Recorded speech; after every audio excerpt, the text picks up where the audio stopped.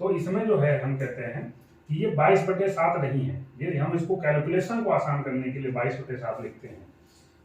तो आपने देखा परिमेय संख्या है और जिनमें स्क्वायर रूट क्यूब रूट लगा हुआ है और सरलतम रूप में लिखे हुए हैं अपरिमेय संख्याएं हैं। अब यानी ये जो दूरी है वो क्या हो गई, हमें स्क्वायर रूट 3 मिल गई। जब हमें दूरी मिल गई तो फिर हम पेंसिल और प्रकार का इस्तेमाल करेंगे और यहां पर नोक रखेंगे प्रकार की, यहां पेंसिल की नोक रखेंगे, ये पूरा लेंगे और इसको हम क्या करेंगे, यहां से चाप लगा देंगे।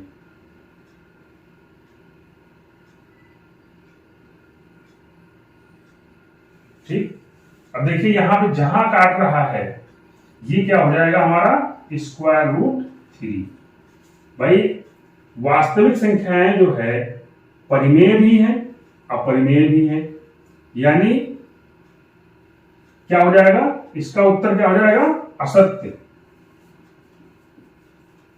ये असत्य कह रहा है कि सभी प्रत्येक वास्तविक संख्या अपरिमेय संख्या होती है। जी नहीं, प्रत्येक वास्तविक संख्या तो ये सारी हैं, Q भी है, I भी है, W भी है, N भी है, अपरिमेय भी है। तो हाँ ये सही है कि कुछ अपरिमेय संख्याएं वास्तविक संख्याएं होंगी, लेकिन सारी होंगी ये गलत है। बच्चों आज स्टार्ट करेंगे एक्सरसाइज 1.2। 1.1 मैंने सॉल्व किया था, उसमें पढ़ा भी था हमने, और उसमें हमने पढ़ा था कि संख्या रेखा नहीं थी, संख्या रेखा पर कुछ संख्याएं प्रदर्शित करी थी जो हमने अभी तक पढ़ी हुई थी, जैसे प्राकृतिक संख्याएं, पूर्ण संख्याएं, पूर्णांक, परिमेय संख्याएं। और हम ये कह रहे थे कि क्या उन संख्याओं के अलावा भी कुछ संख्याएं संख्या रेखा पर उपस्थित होती हैं। जो संख्याएं हमने पिछले एक्सरसाइज में पढ़ी थी, यानी प्राकृतिक, पूर्ण, पूर्णांक और परिमेय संख्याएं, उन संख्याओं के अलावा जो संख्याएं होती हैं उन संख्याओं को हम कैसे पहचानेंगे और कैसे संख्या रेखा पर प्रदर्शित करेंगे, इसके बारे में हम इस एक्सरसाइज में कवर करेंगे। ये एक संख्या रेखा है, इस संख्या रेखा पर ये मान लीजिए कहीं यहाँ 0 है, यहाँ 1 2 3 4, इसी तरह से यहाँ पे -1 -2 -3 -4, इस तरह से संख्याएं हैं। इसमें हमने कहा था कि यहाँ कहीं बीच में अगर देखें तो यहाँ क्या होगा, -1/2 होगा और यहाँ कहीं होगा 1/2। तो ये जो बटे में संख्याएं थी, ये सब मिला करके जो संख्याएं बन रही थी उनको हम कहते हैं परिमेय संख्याएं। और ये बात हुई थी कि इस संख्या रेखा पर प्रत्येक बिंदु एक संख्या को प्रदर्शित करता है। अब मान लीजिए कोई एक ऐसा बिंदु है यहाँ पर, ये भी किसी संख्या को प्रदर्शित करता होगा, ठीक है। अब हमने देखा था कि इसमें ये जो संख्याएं हैं 0 1 2 3 4 ये हो गई पूर्ण संख्याएं, 1 2 3 4 ये प्राकृतिक हो गई, और जब ये माइनस वाले मिलाते हैं -4 -3 -2 -1 0 1 तो क्या हो जाता है, पूर्णांक।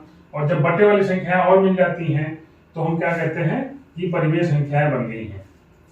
तो इन संख्याओं के अलावा भी कुछ संख्याएं होती हैं जिनको हम इस एक्सरसाइज में कवर करेंगे। तो उन संख्याओं को हम कहते हैं अपरिमेय संख्याएं।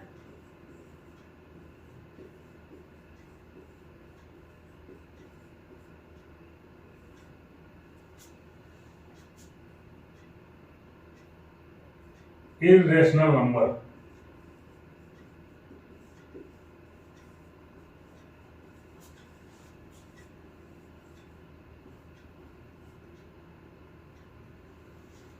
ठीक है, तो जो अपरिमेय संख्याएं हैं वो कौन सी संख्याएं हैं ये हम समझेंगे। परिमेय संख्याओं के बारे में हमने पढ़ा था कि जो संख्याएं P/Q के रूप में लिखी जा सकती हों और जहां P और Q पूर्णांक हैं,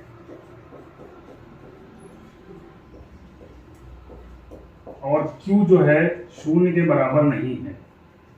अगर इस रूप में जो संख्याएं लिखी जा सकती थी उनको हम क्या कहते थे? इनको हम क्या कहते थे? परिमेय संख्याएं।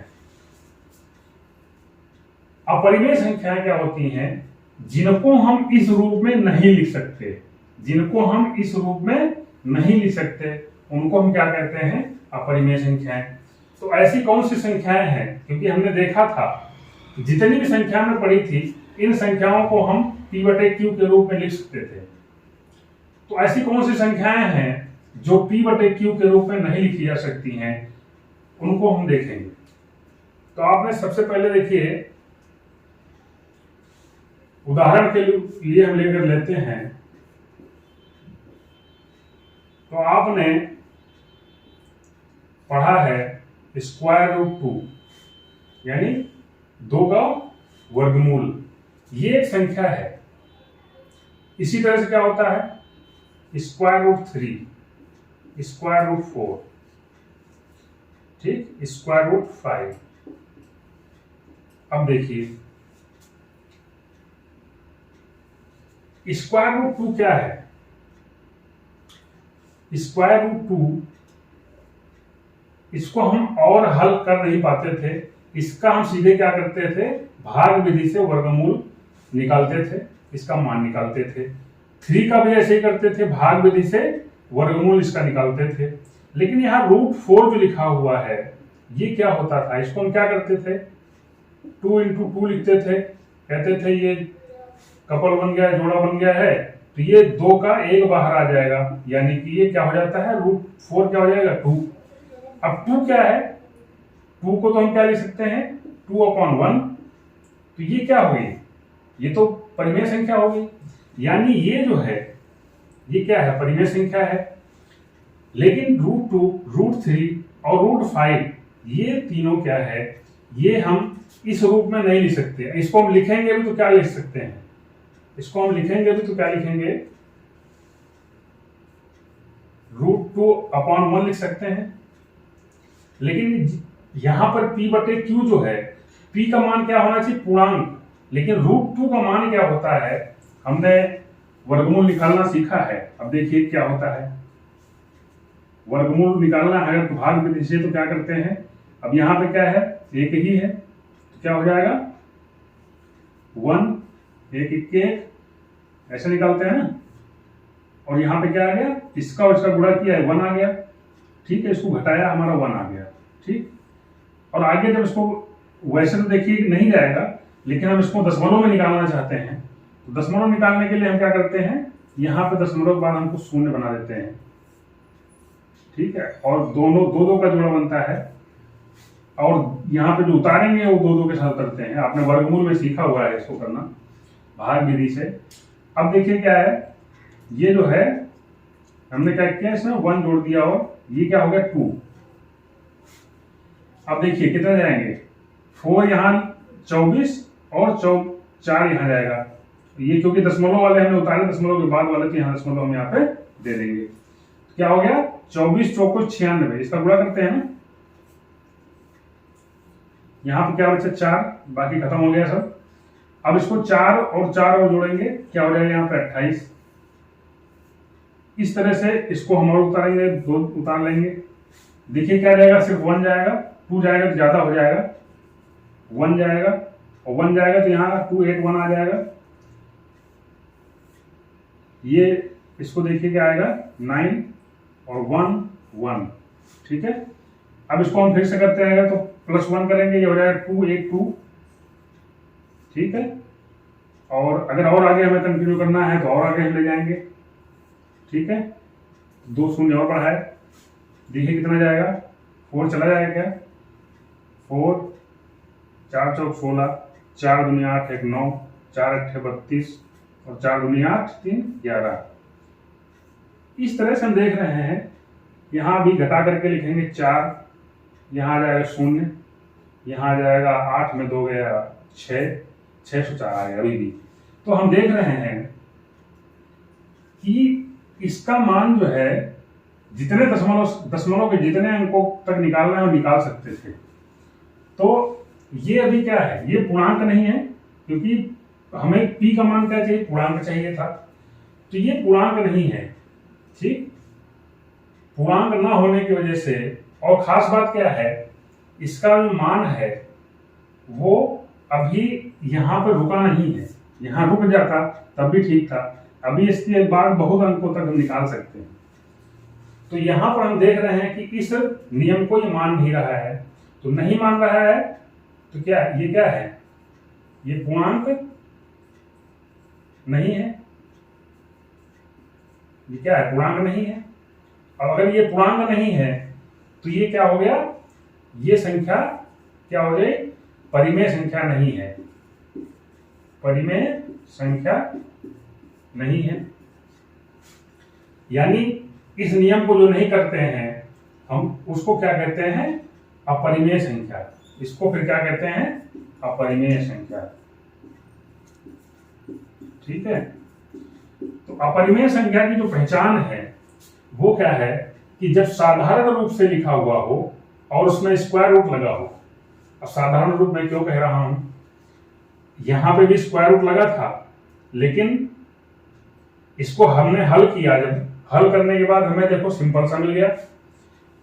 यहां पे क्या है, हल करने के बाद भी वही का वही रहेगा। यानी हल करने के बाद जो सरलतम रूप में अगर स्क्वायर रूट लगा हो, क्यूब रूट लगा हो, कोई भी रूट लगा हो, तो हम क्या कहेंगे, वो संख्याएं सारी अपरिमेय संख्याएं हैं। इसमें से एक संख्या और आती है अपरिमेय संख्या, जिसको हम कहते हैं, ये भी क्या हो जाएगी, ये अपरिमेय हो जाएगी, ठीक है। ये भी क्या है, अपरिमेय है। ये क्या है, ये परिमेय हो गई, ठीक। अब देखिए एक और संख्या जो है जिसको हम पढ़ते आए हैं, ये पाई, ठीक है। पाई का मान वैसे हम कहते हैं कि पाई जो है 22/7 होता है, लेकिन पाई दरअसल ये क्या है, ये एक अपरिमेय संख्या है। और अपरिमेय संख्या क्यों है वो देखेंगे हम। ये क्या है, अपरिमेय है। अब कहोगे आप कि अपरिमेय कैसे, पाई का मान तो 22/7 है और 22/7 तो ये तो p/q के रूप में लिखा है। तो जो ये 22/7 मान है ये इसका लगभग मान होता है, ठीक है। ये इसका लगभग मान लिया जाता है, ये इसका एग्जैक्ट मान नहीं है। इस वजह से हम इसको ऐसा देखते हुए भी कहते हैं ये अपरिमेय। की पाई का जो मान है वास्तव में 3 ऐसे करके ये बहुत अंकों तक निकाला गया हुआ है। और इस है तो इसमें जो है हम कहते हैं कि ये 22/7 नहीं है, ये हम इसको कैलकुलेशन को आसान करने के लिए 22/7 लिखते हैं। तो आपने देखा अपरिमेय संख्या है और जिनमें स्क्वायर रूट, क्यूब रूट लगा हुआ है और सरलतम रूप में लिखे हुए हैं, अपरिमेय संख्याएं हैं। अब हम देखेंगे अपरिमेय संख्याओं का संख्या रेखा पर निरूपण। इससे पहले हमने परिमेय संख्याओं को कैसे निरूपित करते हैं वो देख चुके हैं। तो एक संख्या रेखा हमने बना ली है, मान लीजिए 0 है, ये है 1, ये है 2 और ये है 3, ये है -1, ये है -2, ये है -3। उदाहरण के लिए ले लेते हैं हम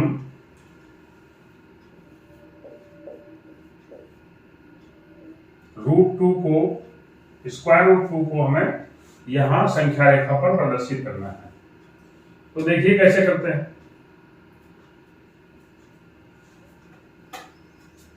ये बताइए अगर कोई वर्ग है तो उस वर्ग की सारी भुजाएं बराबर होती हैं। मान लीजिए ये 1 है, ये 1 है, ये 1 है और ये 1 है। तो इसका विकर्ण क्या आएगा, इस विकर्ण का क्या मान आएगा। विकर्ण का मान लीजिए ABCD, ये एक वर्ग है जिसकी भुजा 1 है, 1 इकाई है। अब अगर हमें कोई कहे कि AC का मान बताओ क्या होगा, तो हम क्या करते हैं, पाइथागोरस थ्योरम आपने पढ़ी है। पाइथागोरस थ्योरम हमेशा समकोण त्रिभुज में लगती है। तो त्रिभुज ए बी सी में अगर हम बात करें, त्रिभुज समकोण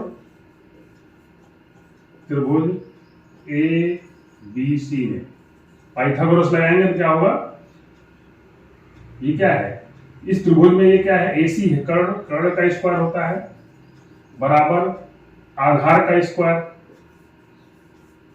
प्लस लंब का स्क्वायर।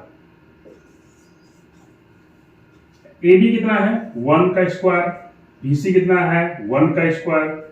ठीक है, ये क्या हो जाएगा 1 + 1 और ये हो जाएगा 2। AC स्क्वायर बराबर 2।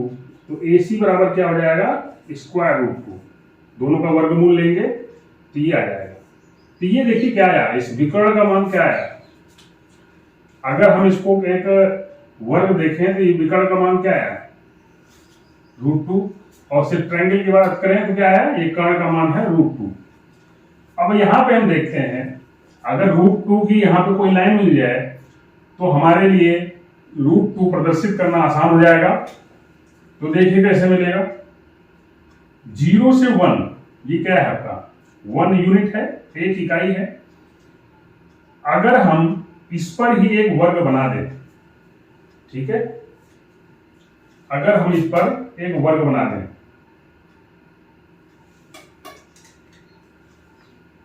जितनी ये है उतनी ही हमने यहां पे खींची लंबवत, ठीक है, और एक इस पे हमने वर्ग बना दिया, ठीक, एक स्क्वायर बना दिया। अब इस स्क्वायर में ये भी 1 है, ये भी 1 है, ये भी 1 है और ये भी 1 है। ठीक है, अब बताइए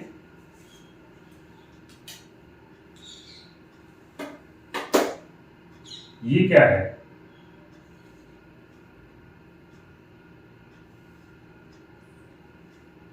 ठीक वैसे ही है। अगर हम इस त्रिभुज में बात करें, अगर यहां पे हम त्रिभुज मान लें, ये मान लीजिए ए है, ये बी है, ये सी है, ये डी है।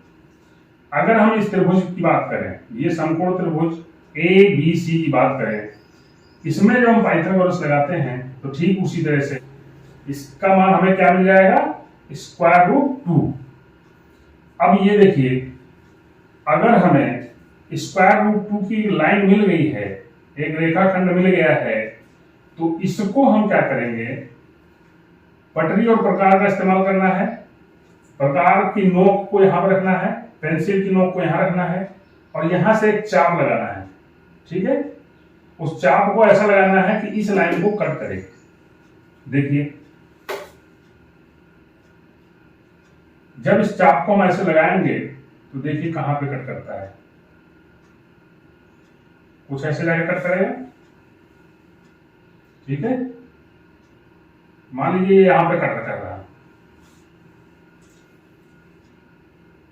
मान लीजिए ये यहां पर कट कर रहा है, तो जो ये दूरी है ये कितनी होगी,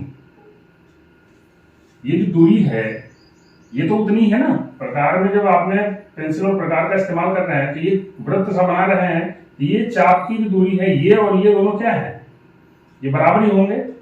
अगर ये √2 है तो ये भी क्या होगा, √2 होगा। यानी इस संख्या रेखा पर जो √2 है वो यहां पर प्रदर्शित हो जाएगा। ठीक है, यहां पर क्या आ जाएगा, √2। इस तरह से हम संख्या रेखा पर किसी भी अपरिमेय संख्या को प्रदर्शित करते हैं।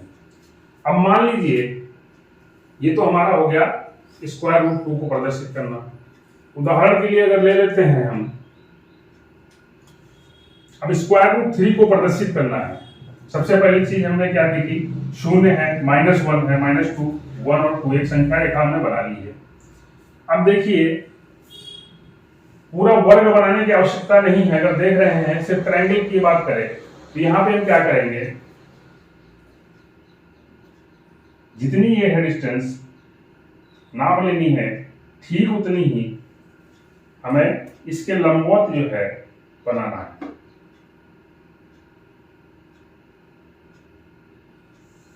इस बिंदु पर हमें लंबवत बना देना है। ठीक है, ये एक त्रिभुज बना दिया है हमने। ठीक है, जितनी ये दूरी है उतनी ही ये दूरी है इसके लंबवत, यानी ये क्या हो गया है, ये हो गया है समकोण त्रिभुज ए बी और सी। ठीक है, अब जब हम देख रहे हैं कि ये 1 है और ये 1 है और ये 1 है, दोनों 1 है, तो हमने अभी देखा था त्रिभुज समकोण त्रिभुज एबीसी में पाइथागोरस थ्योरम से इसका मान क्या आ जाएगा, स्क्वायर रूट 2 आ जाएगा। ठीक है, जैसे हमने वहां पे देखा है। अब देखिए क्या करना है आगे। आगे हमें क्या करना है, इस बिंदु पर, इस बिंदु पर हमें इस रेखा को देखते हुए इतनी ही दूरी का एक लंब खींच लेना है। ठीक है, इतनी ही दूरी है, यानी ये भी कितना है, 1 है। और इसको अगर हम मिलाते हैं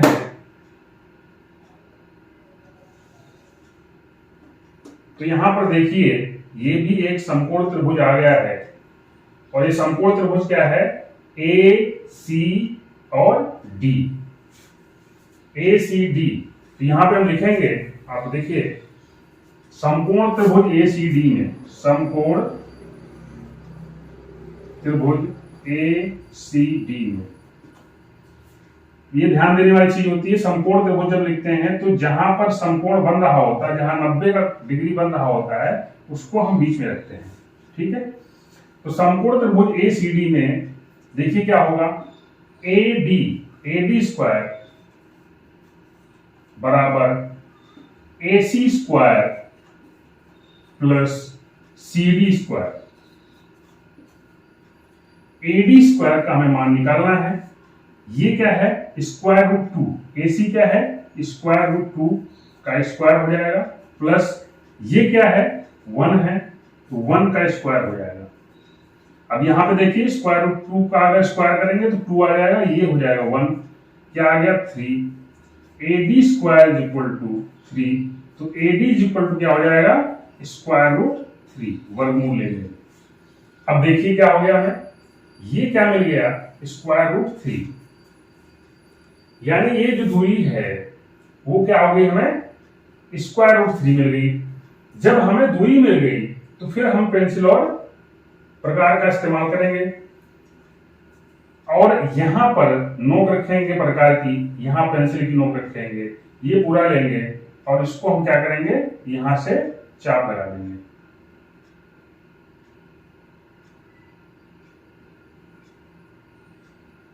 ठीक, अब देखिए यहां पे जहां काट रहा है ये क्या हो जाएगा हमारा, स्क्वायर रूट 3, यानी इस संख्या रेखा पर हमने स्क्वायर रूट 3 को प्रदर्शित कर दिया। अगर आप देख रहे हो और आप स्क्वायर रूट 2 को भी यहां पे प्रदर्शित करना चाहते हो, तो देखो AC का मान लेंगे हम और इसको हम ये चाप लगा देंगे। ठीक है, तो ये जो बिंदु होगा वो क्या होगा, स्क्वायर रूट 2। इस तरह से हम देख रहे हैं कि हमें स्क्वायर रूट 3 प्रदर्शित करना था, तब भी स्क्वायर रूट 2 की लाइन बनानी पड़ी। अब आगे चल करके अगर स्क्वायर रूट 4, 5, स्क्वायर रूट 5 अगर आपको प्रदर्शित करना हो तो पहले तो आपको 4 बनाना पड़ेगा, फिर उसका 4 के ऊपर 5 बनाना पड़ेगा, तो एक एक स्टेप में ऐसे करते जाएंगे। अब ये जो लंब जो खींचते हैं, आपको पता होगा कि इस बिंदु पर अगर खींचना है तो चांदा का इस्तेमाल कर सकते हैं। ठीक है, या फिर वैसे भी खींचा जाता है, आपने सीख रखा है, फिलहाल आप चांदे का इस्तेमाल करके यहाँ पर कर सकते हैं। ठीक है, 90 का कोण बनाइए यहाँ पर और खींच दीजिए इतनी ही दूरी पे। ठीक है, ऐसे ही अब आगे अगर खींचना होगा तो इस लाइन को ध्यान रखते हुए 90 बनाना है हमें। ठीक है, तो इस तरह से हमने देखा स्क्वायर रूट 2 और स्क्वायर रूट 3 को किस तरह से संख्या रेखा पर प्रदर्शित करते हैं। अब अगर हम देखें तो ये जो संख्या रेखा दिखाई दे रही है, यहां पर हमें ये क्या है, पूर्णांक दिख रहे हैं, और ये क्या है, 0, 1, 2, ये क्या है, पूर्ण संख्याएं हैं, 1, 2 क्या है, प्राकृतिक संख्याएं हैं, इसमें अगर देखें कहीं तो यहाँ पे कहीं -1/2 भी होगा, यहाँ पे कहीं 1/2 भी होगा, ठीक है। इसी तरह से यहाँ पे क्या होगा 3/2 भी होगा और यहाँ पे -3/2 भी होगा। तो इस तरह से हम अगर देखें यहाँ पर जो संख्याओं का समूह देख रहे हैं, इसमें भिन्नात्मक संख्याएं भी हैं, इसमें ऋणात्मक संख्याएं भी हैं, इसमें शून्य भी है, इसमें अपरिमेय संख्याएं भी हैं। तो इस समय जो संख्या रेखा हम देख रहे हैं, इस संख्या रेखा पर सारी संख्याएं प्रदर्शित हो चुकी हैं जो होती हैं।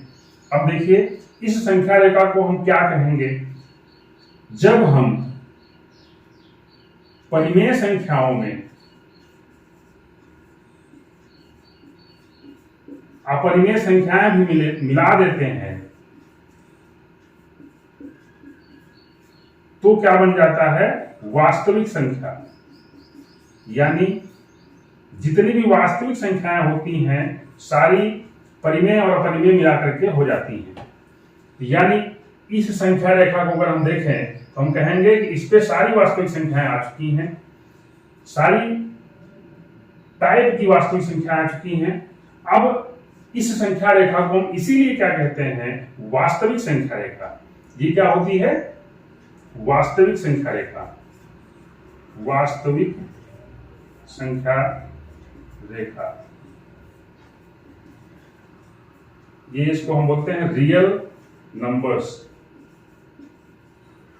ठीक है। और ये हो जाती है आपकी रियल नंबर लाइन। इसकी जरूरत आपको आगे क्लासेस में भी पड़ती रहेगी। अक्सर नाम लिया जाएगा रियल नंबर लाइन। तो रियल नंबर लाइन का मतलब क्या है, ऐसी नंबर लाइन, ऐसी संख्या रेखा जहां पर वास्तविक संख्याओं को प्रदर्शित किया जाता है, तो उसको क्या कहते हैं रियल नंबर लाइन। एक्सरसाइज 1.2 की थ्योरी यहीं पे खत्म हो जाती है। अब हम चलेंगे एक्सरसाइज की तरफ।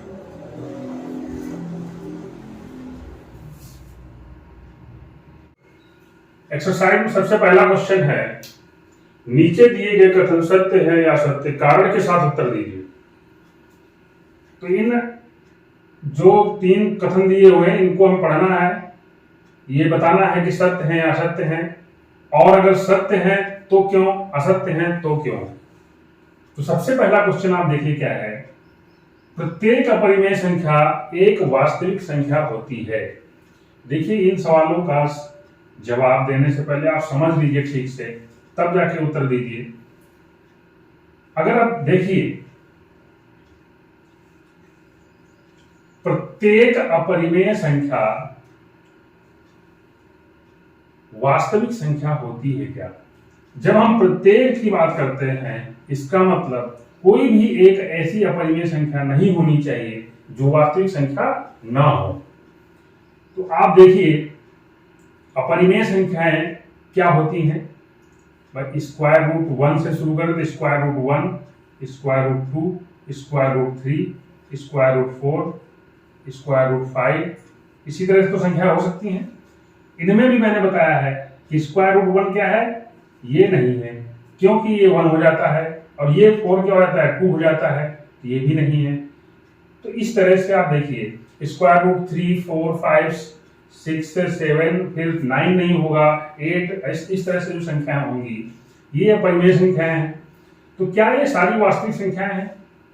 तो इसका उत्तर क्या होगा, क्या रूट 2 वास्तविक संख्या है, बिल्कुल है, क्योंकि हमने पढ़ा है कि जो वास्तविक संख्याएं होती हैं परिमेय और अपरिमेय को मिलाने से जो बनती हैं वास्तविक संख्याएं हैं।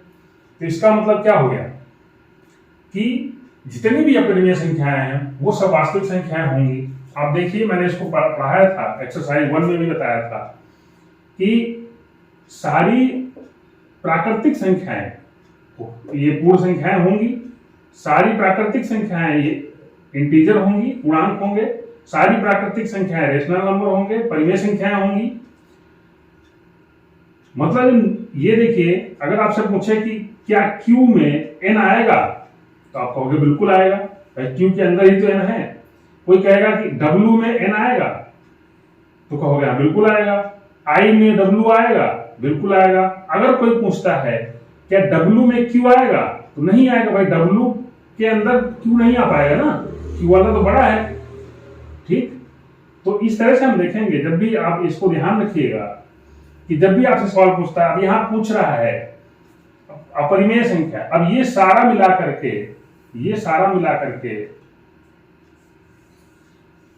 क्या बनता है,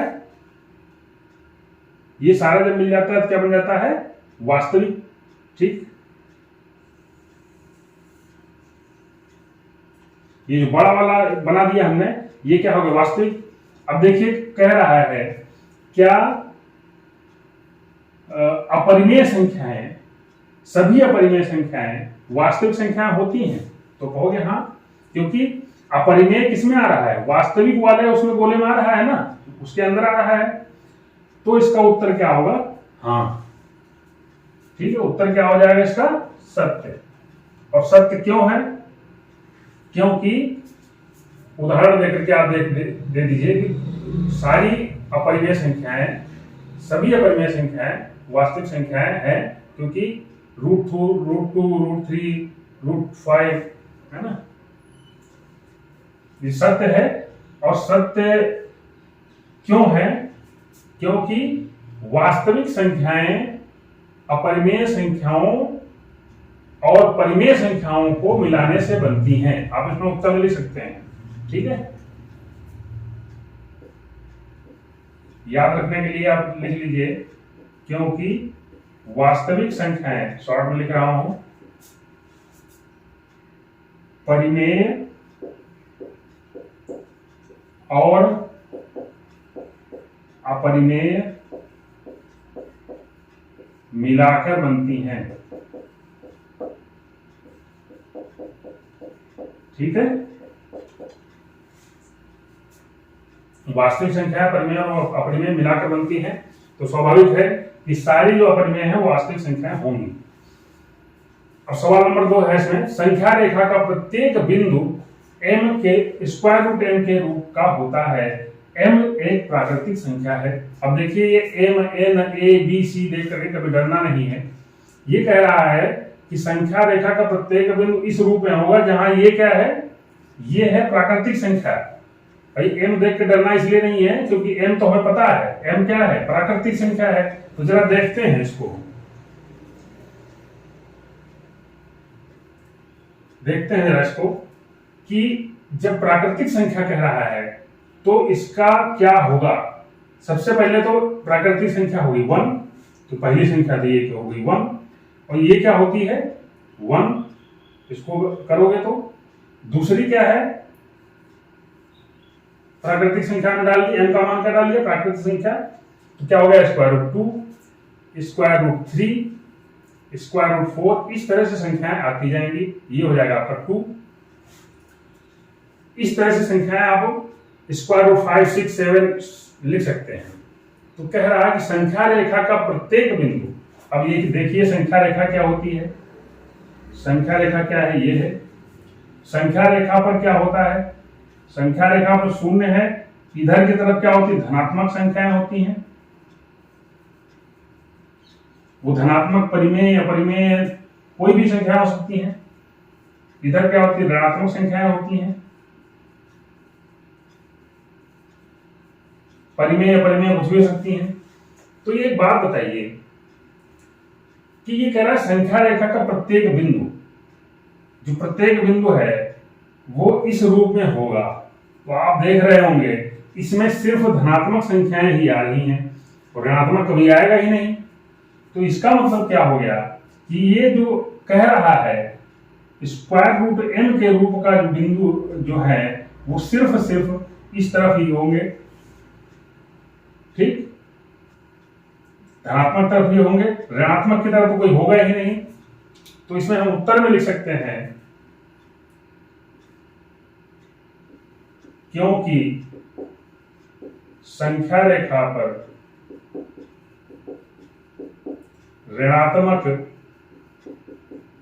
संख्याएं भी होती हैं।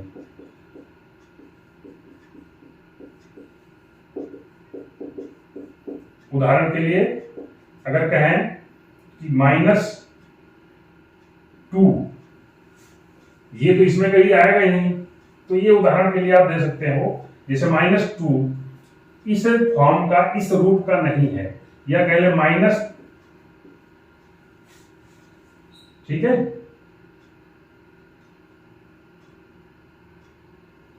माइनस स्क्वायर रूट 2 इस फॉर्म का नहीं है। तो माइनस वाली इसमें संख्या आ ही नहीं रही है, इसलिए क्या होगा, इसका उत्तर क्या हो जाएगा, असत्य। ये क्या हो जाएगा, असत्य, क्योंकि इस रूप में अगर लिखते हैं तो सिर्फ धनात्मक संख्याएं ही आएंगी, ऋणात्मक संख्याएं आएंगी ही नहीं। तीसरा है, प्रत्येक वास्तविक संख्या एक अपरिमेय संख्या होती है। अब देखिए, कह रहा है प्रत्येक वास्तविक संख्या अपरिमेय संख्या होती है। अब देखिए यहां प्रत्येक वास्तविक संख्या मतलब ये जो पूरी हैं वो अपरिमेय ही होंगी। ऐसा कैसे कह सकते हो भाई, वास्तविक संख्याएं जो है परिमेय भी हैं अपरिमेय भी हैं, यानी क्या हो जाएगा, इसका उत्तर क्या हो जाएगा, असत्य।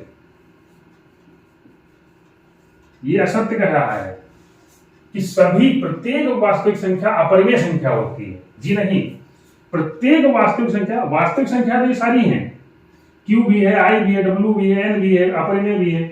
तो हाँ, ये सही है कि कुछ अपरिमेय संख्याएं वास्तविक संख्याएं होंगी, लेकिन सारी होंगी ये गलत है, क्योंकि कुछ संख्याएं तो इस तरह की भी है ना, परिमेय है, पूर्णांक भी हैं, पूर्ण भी हैं और प्राकृतिक संख्याएं भी हैं। तो हम यहां पे उत्तर में लिख देंगे, क्योंकि वास्तविक संख्याएं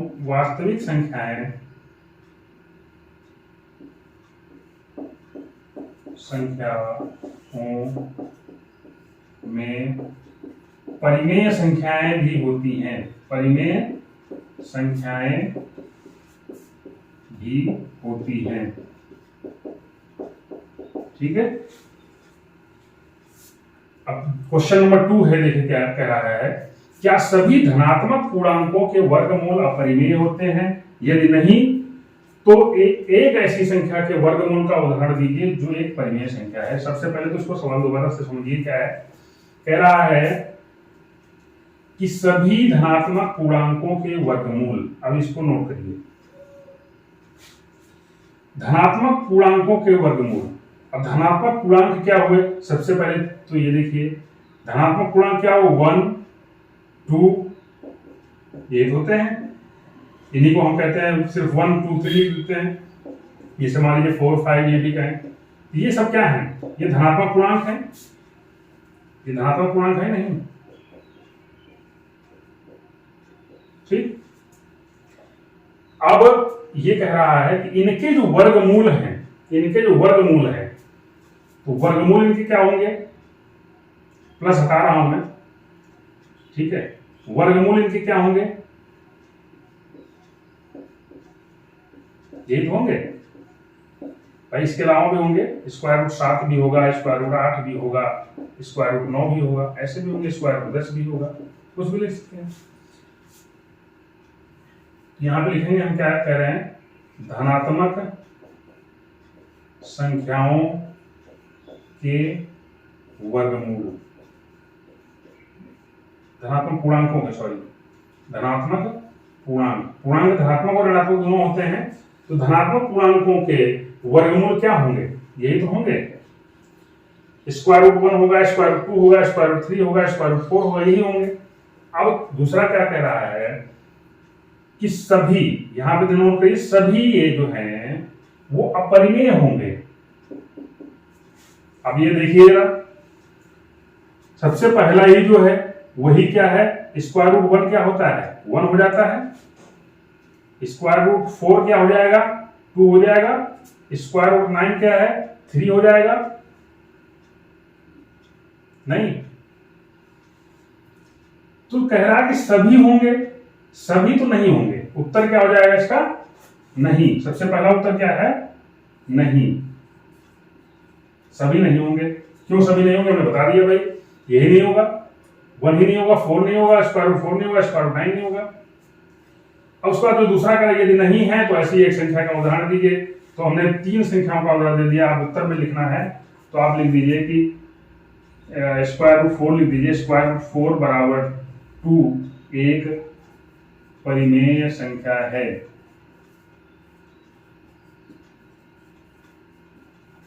ठीक है, क्योंकि लिख दो, क्योंकि। ठीक है, स्क्वायर रूट 4 जो है तो धनात्मक पूर्णांक का वर्गमूल, लेकिन क्या है, एक परिमेय संख्या है। ठीक है, तो इसका उत्तर इस तरह से लिख देंगे। अब देखिए तीसरा क्वेश्चन में रहा है, दिखाइए कि संख्या रेखा पर स्क्वायर रूट 5 को किस प्रकार प्रदर्शित निरूपित किया जा सकता है। हमने भी जब हम इसकी थ्योरी पढ़ रहे थे तो स्क्वायर रूट 2 और स्क्वायर रूट 3 को प्रदर्शित किया था। उसी समय हमने बताया था कैसे स्क्वायर रूट 5 को प्रदर्शित करेंगे। जरा देखते हैं इसको कैसे बनाएंगे। तो सबसे पहले तो हमने क्या कर लिया, एक संख्या रेखा बना ली। संख्या रेखा पे यहाँ पे मान लीजिए 0 है, यहाँ मान लीजिए 0 है, ये मान लीजिए 1 है, और ये मान लीजिए 2 है, और ये मान लीजिए 3 है। ठीक है, इसी तरह से यहाँ पे क्या होगा, -1 होगा, -2 होगा, -3। इस तरह से एक संख्या रेखा हमने बना ली। तरीका वही है कि सबसे पहले हमें स्क्वायर रूट 2 पर बनाना होगा, स्क्वायर रूट 3, स्क्वायर रूट 4, तब स्क्वायर रूट 5 आएगा। तो देखिए हमें स्टेप टू स्टेप चलेंगे। पहला स्टेप हमारा क्या है, जितना ये है, ठीक है, यहां देखिए बराबर नहीं दिख रहा होगा, -1 है, -2 है। ठीक,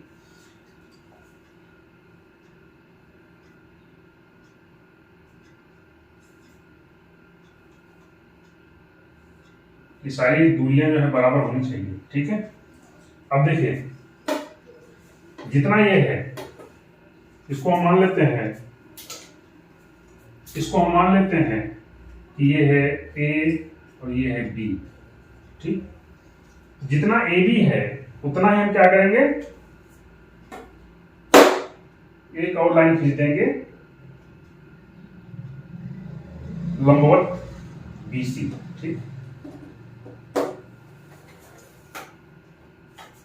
ठीक है, यहां पे हमने क्या कर दिया, ये मान लीजिए यहां पे क्या हो गया C।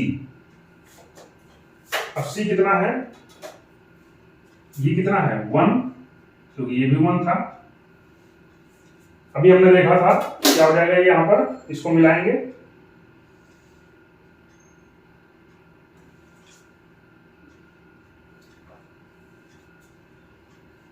अब हल करके, क्योंकि उत्तर इसको लिखना है प्रॉपर, तो हल करके भी लिखना पड़ेगा इसमें। ये देखिए समकोण त्रिभुज ABC में, समकोण त्रिभुज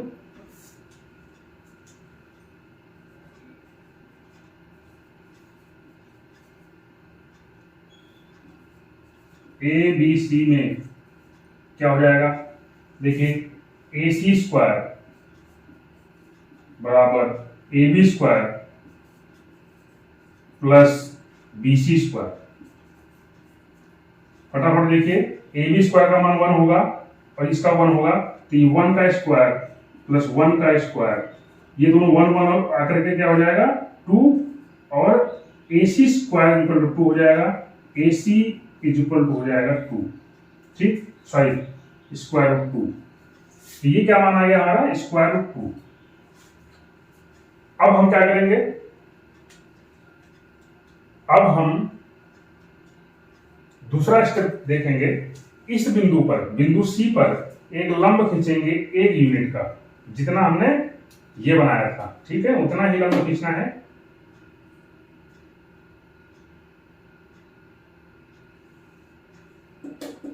ठीक है,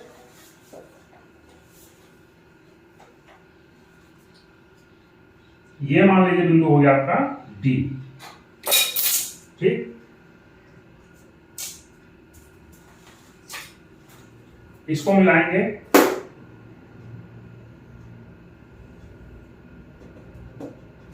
ये हो गया आपका AD। अब ये समकोण त्रिभुज समकोण त्रिभुज ए सी डी में, समकोण त्रिभुज ए सी डी में क्या होगा, एडी स्क्वायर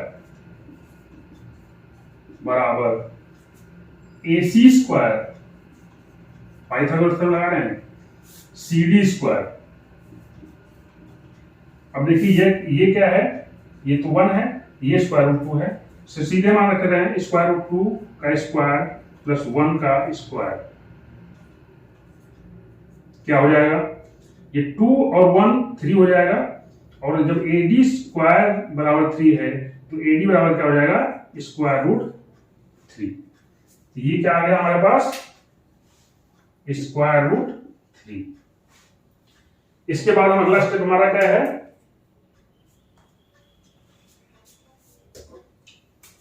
इस रेखाखंड पर हमें एक 90 का उतना ही बढ़ाना है।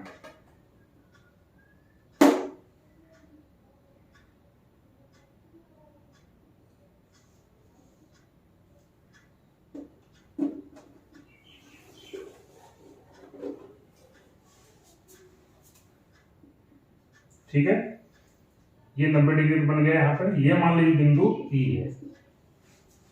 अब इसको मिला दीजिए यहां पर,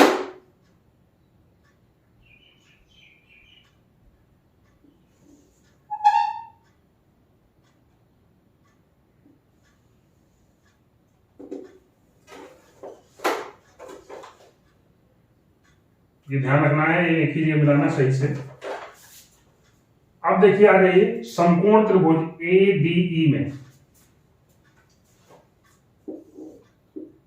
समकोण त्रिभुज ए डी ई में क्या हो जाएगा यहां पर भाई, ये क्या है, कर्ण है, ए ई स्क्वायर बराबर A D square plus D E square, A E square बराबर A D square plus D E square. AD हमारा कितना है, एडी कितना है, स्क्वायर रूट 3, और डी कितना हमने खींचा है 1,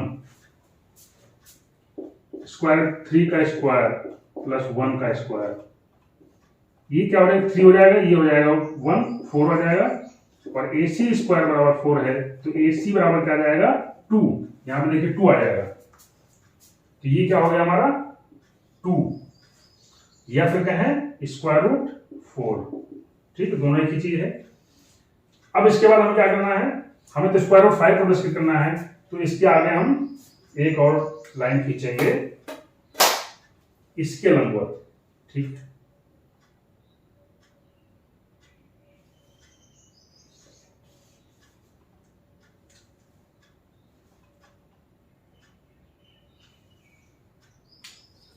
ठीक है, ये क्या हो गया, समकोण त्रिभुज यहां हमने बना दिया। इसको मिला देंगे यहां फिर से,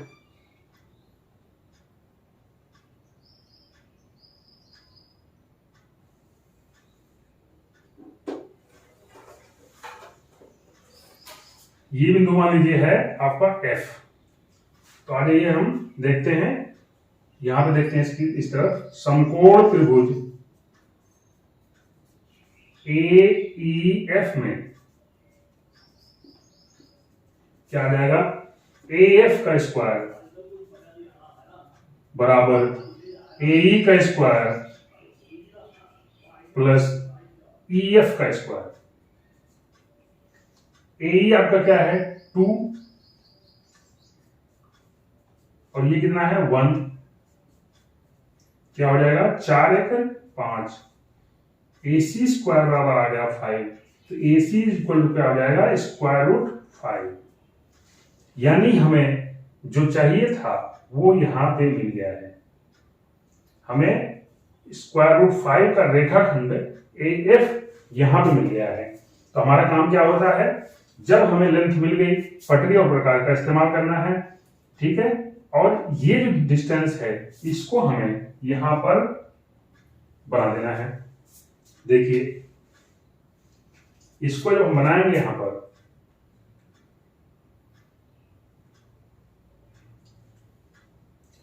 देखिए कितना आएगा।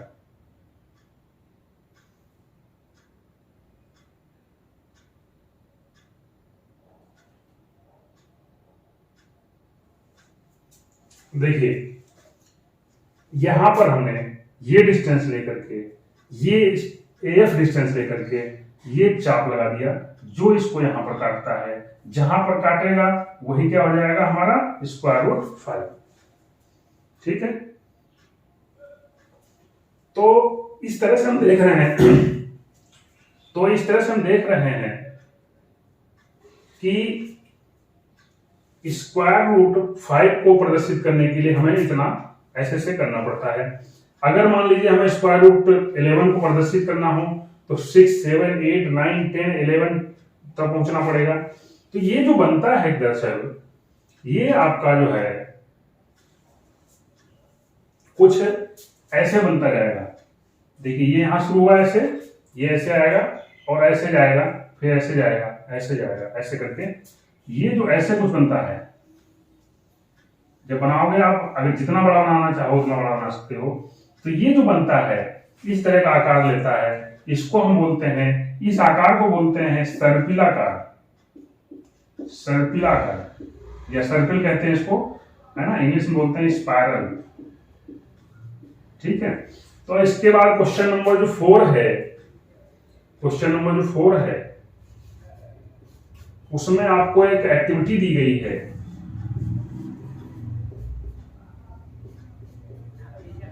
यानी क्रियाकलाप दिया गया है कि इस तरह का एक आकार एक बड़े से चार्ट पे बनाएं। तो आप अपने घर पे बड़े से चार्ट पेपर को लेकर के इस तरह का एक आकार बना सकते हैं। सही मेजरमेंट के साथ सही माप करके अगर बनाओगे आप तो इसी तरह के एक आकार ऐसे लगेगा। तो वो आप घर में कर सकते हैं ठीक इसी तरह का प्रोसीजर इस्तेमाल करते हुए।